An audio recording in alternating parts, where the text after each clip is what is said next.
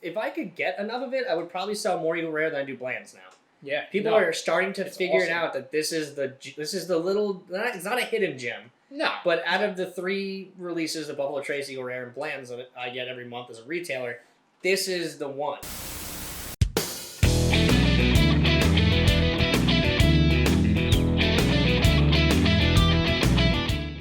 All right, everybody, welcome back to Everyday Whiskey. I'm Mike. And I'm Dan, and we are doing a really... I'm excited to do this one just because, number one, it's going to hopefully help out one of my friends I've met through the whiskey industry / whiskey tube kind of atmosphere, whatever terminology you want to use for it. So, today, obviously, everybody knows Eagle Rare, 10-year single barrel bourbon from Buffalo Trace. Everybody knows it. Everybody loves it. Should be priced out at like $40 a bottle on the shelf. Probably it's if I could get enough of it, I would probably sell more Eagle Rare than I do Blands now. Yeah, People are starting to figure it out that this is the little. It's not a hidden gem. No, but out of the 3 releases, the Buffalo Trace, Eagle Rare, and Blands that I get every month as a retailer, this is the one. Listen, Eagle Rare was my first intro into bourbon and whiskey. It was your first intro into bourbon and whiskey. Not only does it isn't just pure what the hell do you call that? Hype? Not hype. It's not like nostalgic or anything. Like, it truly is a fantastic bottle. Yeah. And to this day is still, if I don't know what I want and I need to just grab it, I grab that. That's my grab and go, basically. Like my go-to bottle. If I go to a shithole bar and I don't know what beer to get, every bar has Dogfish Head 60-minute, Lagunitas IPA, Miller Lite, and Yingling on draft. 95% of bars should have that. This is, and my go-to is Dogfish Head 60-minute. Like, if I don't know, this is what I'm going to. Yeah, no. It's my ride or die. This will always be top of my list. You know, score-wise, maybe it's not technically there, but it's at the top of my list. I think we still gave it, it's still high grade. I think it was 8.6. It's still a fantastic score. But, all right, so we're not just doing an Eagle Rare episode, which I could have just did that on our TikTok in a 1-minute review. We are doing an Eagle Rare episode. No, I'm just saying an actual Eagle Rare. So, my friend Frank, he's from North Carolina. I've been dealing with him. He's one of my, he's become a friend, but it started out as him being a bourbon client through his dad, Larry. Shout out to Larry, shout out to Frank. What's up, Larry? You guys are fucking awesome. So Frank actually does 5-gallon small batch releases of Eagle Rare in custom finishes. Yes. So we've got 3 examples for you up here. I did that back here. 3 examples for you today. So the first one here is called Charlie Brown Water. This is the brown sugar finish, batch 1. The next one is the one that I think people, as far as what he told me, that people went crazy for the most. Yeah. I think that's mainly because of the build he did on it. This is his, I think it's Eagle Beagle. Mm-hmm. Yeah, this is the Eagle Beagle. This is the Rio. Yep. So this is Amburana and honey casks. And then the final one is the Louis Vuitton release, which, Mike, it'll make more sense. Yep, Louis Vuitton release he did. And this is brown sugar batch 2. So Mike and I are going to go through, we're just going to start with the base just so we get familiar again with what Eagle Rare should taste like. That way we have more of a perspective on what the cask finishes did to the base and see how much change took place. Yeah. No.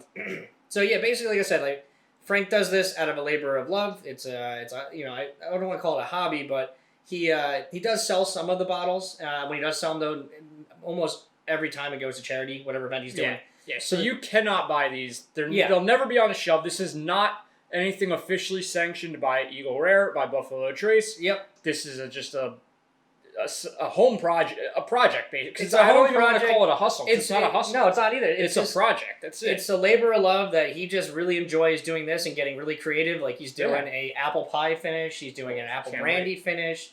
I think he's working on an old-fashioned finish. Yep. So, yeah, these are cool. Unfortunately, like I said, like Mike said, you can't buy these, but these are too cool not to showcase. And we can't get them for you either, so don't try. Yeah, exactly. I haven't even gotten one yet. Yeah, I'm not even going to touch that one. Yeah. But this will be the last thing I say before we start.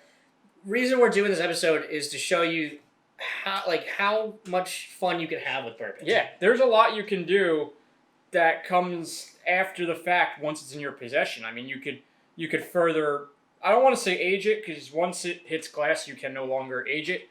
But you could buy little tiny barrels. You could put shit in it. You could further finish it, I should say. There's a lot you can do on the side. And you can even blend your own. I mean, Dan and I have done it where we've just taken random bottles that only had a little bit, made a blend, and there we go. Now we got a blended something. Here, sneak peek. We actually have a fresh barrel right here that we're going to do something fun with this. Yep. Don't know what. Don't even ask. Yeah. We literally just started freaking. I can't talk today. Theorizing stuff. Theorizing. Yeah. So again, shout out to Frank. Thank you again for sending the bottles up, dude. Like, seriously cool. Yeah. It's really cool what you do, and we're gonna be completely unbiased and be entirely honest on what we think about these. So please don't. I don't want to hurt your feelings, and don't get mad at me. Yeah. Don't stop sending them to him. It's the only way I could get them. But all right. So we'll do a cheers to Frank. Cheers to Frank and Larry. And Larry. Living like Larry. Big dog. There's nothing to say. It's just it's just good. Its nose is good. You get that great musk note. It's there. It's apparent. Little hay funk. Oh, so good, dude. Still so good. It's so crazy how that grape note is like so concentrated. Yeah. You've had this bottle for a while. It hasn't. I know that, but it doesn't taste really any different. No, it than doesn't. We opened it. It tastes just like it always tastes.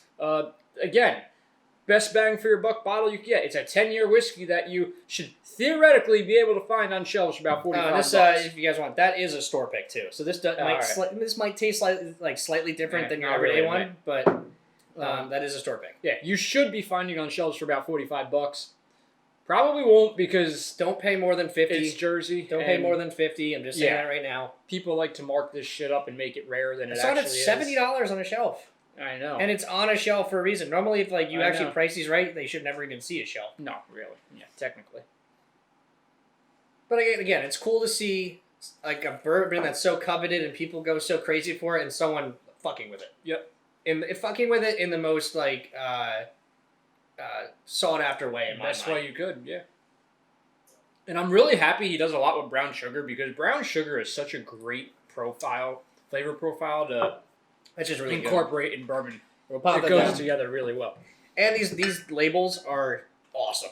I know. These labels are so like cool. This one. The fucking and Frank hand dips the wax and stuff like that. Like he does all this. I think it's in his garage. I mean, yeah, why not? Why not? All right, so first one we're going to do is the one I just got. This is the newest one.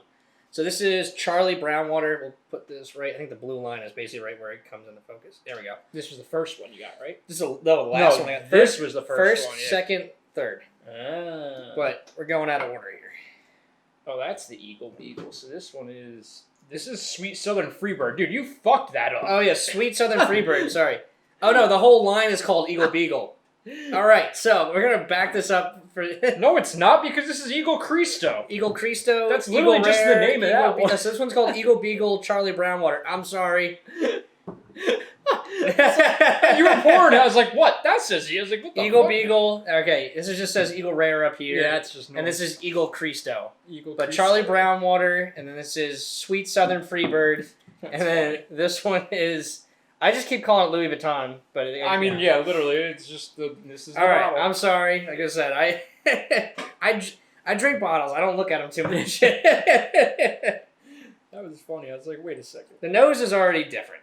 I go, like it's brown, yeah, it's brown sugar on the nose. Do we even score he even puts? Oh, that's kind of cool. So he puts a little sticker down here that gives you how long he finishes it aged it for. This one's 4 more years, so that's pretty cool. Yeah, dude. He, like I said, this is like nothing is. Nothing is half stepped here. No, everything. What is the Ron Swanson quote? Never half-ass anything. Whole ass. Yeah, he whole-assed this for sure. Whole ass something.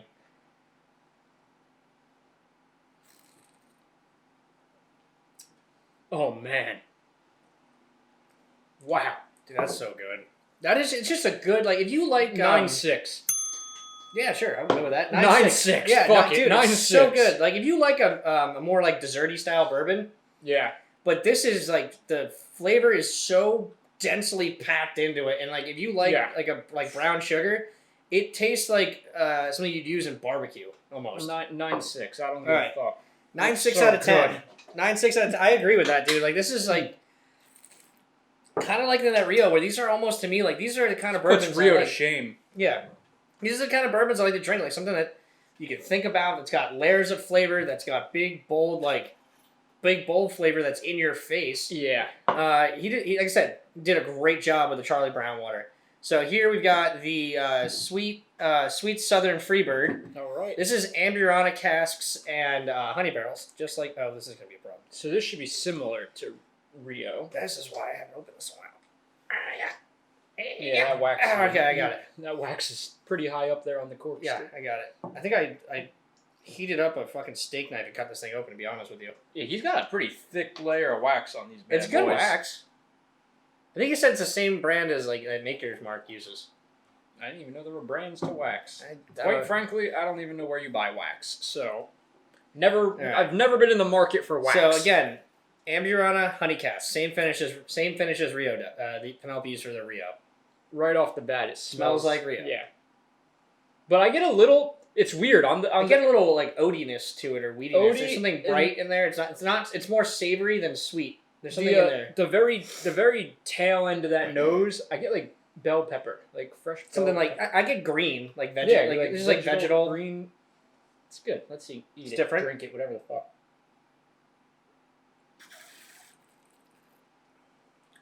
Oh, dude, it's just so 9.8. It's just I'll just give it the same score we gave Rio, which was a 9.8. 9.8. It's so good. 9, hands down. And like we're not. That's fucking insane. Again, like Frank's my friend, Oh but my gosh. if something wasn't good, 100% Mike and I we're gonna say it. But these are really fucking good, and I you could know, stick a straw in that bottle. if I was Buffalo Trace right now, and I'd be fucking making moves. I would start cask finishing some stuff because Yeah. this is truly delicious. And I love that the honey Is so shines rich, through so rich. so good at the back end. I mean, that shines through better than any honey-flavored whiskey I've had, and it also shines through better than Garrison But Brothers then you get honeydew. that cinnamon, like the blast of cinnamon at the back end of the cinnamon palate. brown sugar. Cinnamon brown sugar honey. That's all you taste Oh on this. man, that's good. Now that I think, Dude, that's even good. the nose is honey too. Now that I really, I've been Put it waiting in to do this perspective. episode Oh because my I knew Mike was gonna kind of go ape shit. yeah, And was gonna- because this and- is right up my alley. Yeah, This he is was my gonna flavor love all of this profile. because I love all of this. I didn't want to. I'm not gonna give that away in the beginning of the episode that I knew this was gonna be good going into it. But Oh, again, like I said, he whole-assed it. There was no like half measures and anything. this he is does with this. fantastic. These are the flavor notes, dude. I am torched today, apparently. We have This not is been what I drinking. look for in bourbon. I love cinnamon notes. I love a little bit of sweetness, like from the honey, the nutmeg, But the there's still a bacon little savory slices. too, though, which is nice because it doesn't overdo it with the sweetness. It's like it's the perfect amount of sweetness that you should have in bourbon. This is very sweet. This is true. but it's perfectly to me. It's perfectly sweet. This is true bourbon candy. We've used that term Yeah. a couple times on this channel.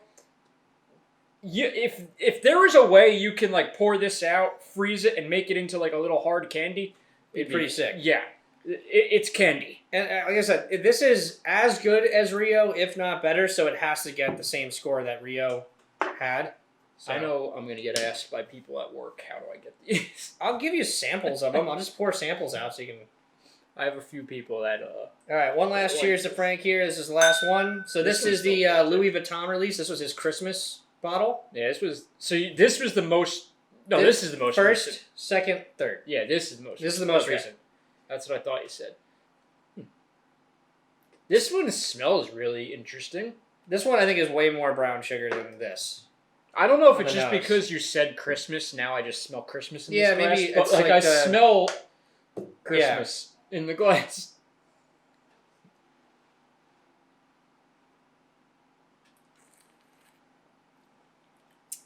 Ooh, wait a second. Hold on. So this one's not as sweet as as this brown sugar one because I think they're both. Yeah, brown sugar certified, brown sugar barreled. Oh, I'm gonna give a rating we've never given before on this channel on this one. There's not a 10. You can't do 10s. Not a 10, and it's not even a 9.9 either. This is a solid 9.875. Because you don't want to do a 9.9. I don't want to do a 9.9 either.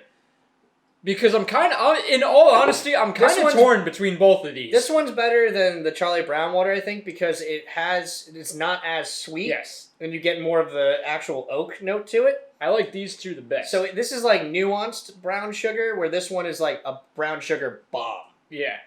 Let's... I'm 9.875. Because, like... I don't want to give him the same score because I definitely like this one better, but I like this better than this. I think this, again, the sweet, they're all good. This is not saying it's bad. I'm just saying the sweetness was a little much. Yeah. This rounds out more. I would just say go 9.9. I'm trying to save that score for something special, but this might be that something. Like, what else is there going to be? I don't know. Probably nothing. So, you know what? 9 And again, these are not counting towards our Whiskey of the Year scores. No, they are not. It has to be a retail item. No, because this is Whiskey of the Year right here on the table. First, second, third place. Third place. Yeah, like, if we were going to stack this up against most of the stuff on this shelf, unfortunately, not a chance. Not a lot of it's going to stand up. None of this. Not even the expensive boys we have up top. Yeah, all the rare boys. Yeah. I'm going 9.9. I think that's perfectly fair. I'll just meet you there to make it easy. As much as so I like 9.875. Frank, 9.9. Just so if you want to take this clip out of this video for your own self, Charlie Brown water 9.6. Yes. Sweet Southern Bird 9.8. Yep. And then Louis Vuitton Christmas release Eagle Cristo, whatever you want to call it. 9.9. That is our favorite one. Is this one right here? Yeah, that's fucking good shit. And this is great. The whole thing too, which I liked about this, is if we were blindfolded and we didn't know we were drinking. I don't know if I know if there was Eagle Rare was the base. Frank, I'm gonna semi-dox myself right now. If you're watching this, I was born September 20th, 1993. That means my birthday is on the horizon. Which means I would appreciate a bottle of this. Thanks. Where the fuck it go? You have 1 month and a half. It's great that your information's out there now. I don't give a shit. You know how many other people were born on September 20th? For all 200 people that probably are going to watch this episode. Mm-hmm. Hopefully more. Hopefully more. Get those numbers up. Hopefully more. I'm going to try to work we're going to do a couple... we got closing statements here. Yeah. Number 1. Please go to... Yeah, buy some shit from Shanky Go Golf. to shankygolf.com. They sponsor the podcast now. Get us paid. Use code... Mike's going to put it right down here. Use code BourbonBourbon2024 to get 15% off your entire purchase, including closeouts. We're also going to put this in the beginning of the episode. DM me for 20%. Exactly. If you want extra 20%, if you want 20% off, you got to let Mike know. So also Mike's going to put something in the beginning of this episode to plug the same sponsorship. And then secondly, this you got to make it to this point in the video. I hope you do. Coming up, hopefully in a week, 2 weeks, we have our own private label whiskey being released with Garden State Distillery. Thank you again to the whole Garden. Yep, our buddy Rick. Thank you again to the whole Garden State Distillery team. Dean, Sissy, Rick, the whole bartending staff. You guys are amazing. So it's going to be a Weather Vane 375 release, $29.99 a bottle, and it's finished in New Jersey honey cask barrels. Yep. So it's going to be sold at the Brick Farmers Market on Saturday mornings, and it's going to be sold out of the distillery at the release. We're going to follow our socials on Instagram and TikTok for updates on the release dates and pricing and all that stuff. And we'd love to have you guys all at the release party and stuff like that when we figure that out. Yeah. So cheers. Thanks for watching this video. Cheers.